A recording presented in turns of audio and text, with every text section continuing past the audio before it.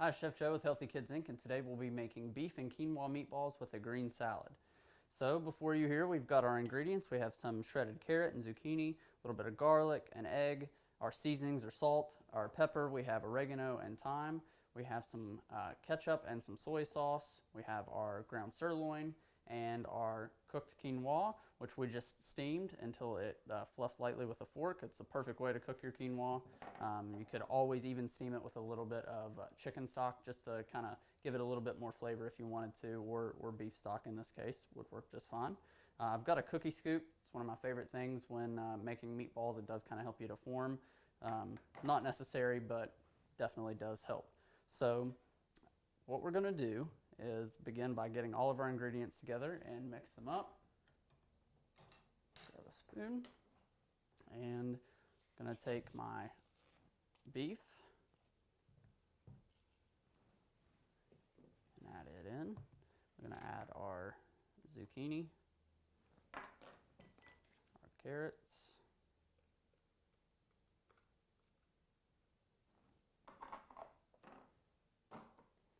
and we want to start to kind of incorporate all this together.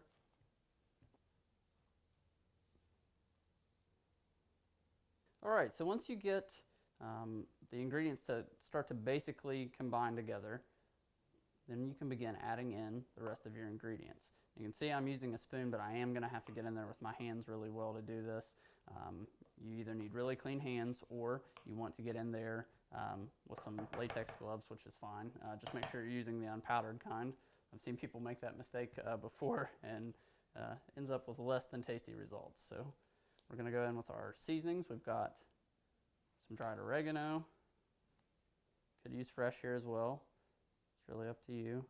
And things like this, a little bit of fresh would work, but I actually prefer dry in these kinds of applications. Okay, there's our oregano. Going with our dried thyme. And you can see when I'm using these dried spices like this, I really like to crush them up with my fingers to kind of release some of that flavor that's inside of them. Okay, got that. I'm going to go in with our garlic.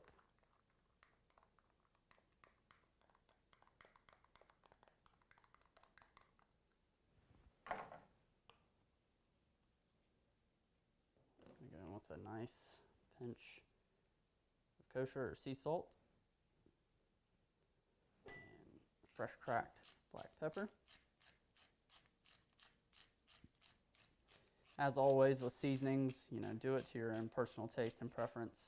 I think everything should always be well seasoned, but I know I have a heavier hand for spice and for pepper than most people. So again, do what your family likes. Okay. Now we're going to go in with our ketchup and soy sauce. So we've got about 2 tablespoons of ketchup and about a tablespoon of low sodium soy sauce here.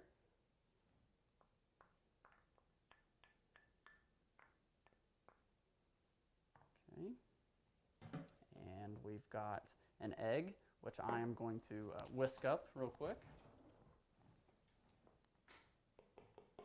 Crack the yolk.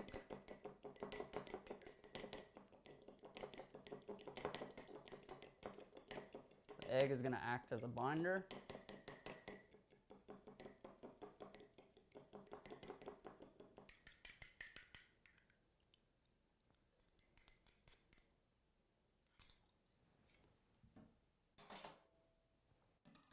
Okay, now you want to begin to kind of fold all of this together.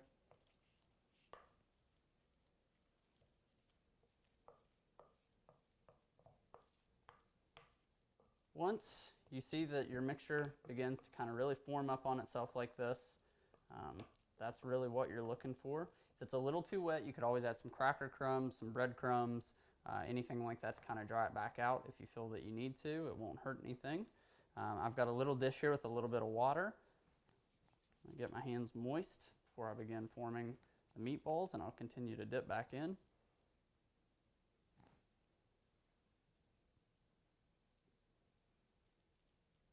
Just kind of form them by hand, or you can use your scoop. Since we are baking these, I am going to make them a little bit bigger than I would make if I were making a pan-fried meatball.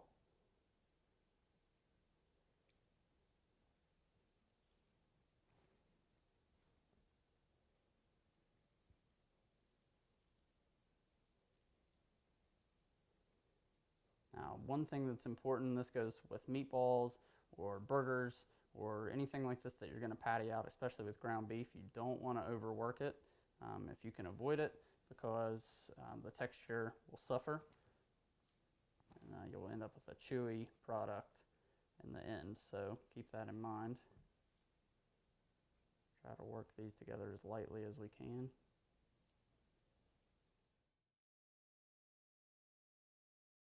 Okay, so you want to preheat your oven while you're working on your meatballs to 500 degrees. By the time you're done forming all your meatballs, your oven will be nice and hot and ready to put your meatballs in.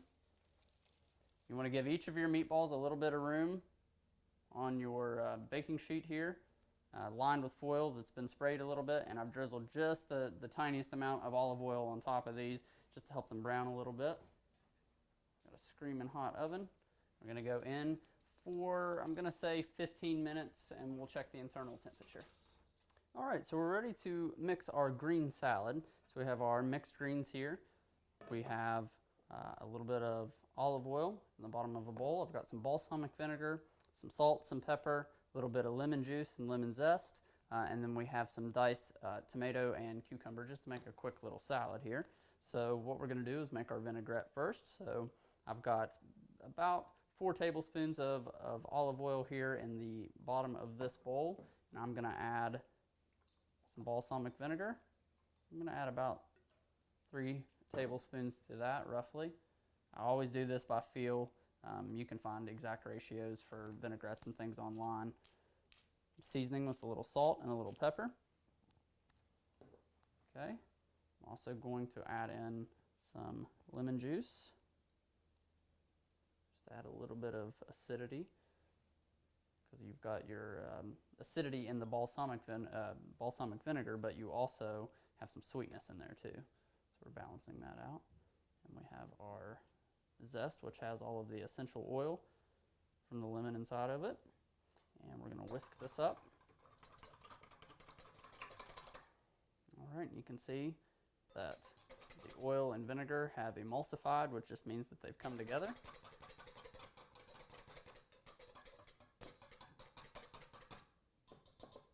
So what I like to do is just take a spoon. I've drizzled just a little bit of oil onto the leaves that are already in the bowl, just to give them a little bit of a coat. Not too much. Okay, we want to take some of our cucumber and tomato. Okay.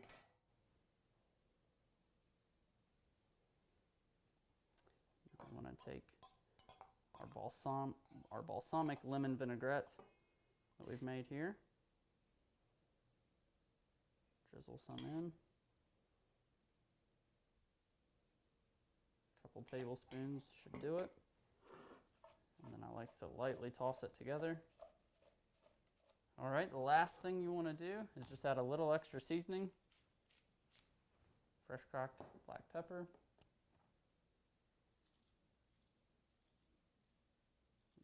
Salt, and that's all there is to it. So this is ready to go with our meatballs when they come out of the oven. All right, we're ready to pull our meatballs out of the oven. Look good. Okay, everybody's pulling loose.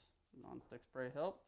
All right, so we're going to let these rest for maybe 3 to 5 minutes and let them kind of cool off a little bit, and then we'll plate them up and serve. And we'll show you the finished product in just a few minutes.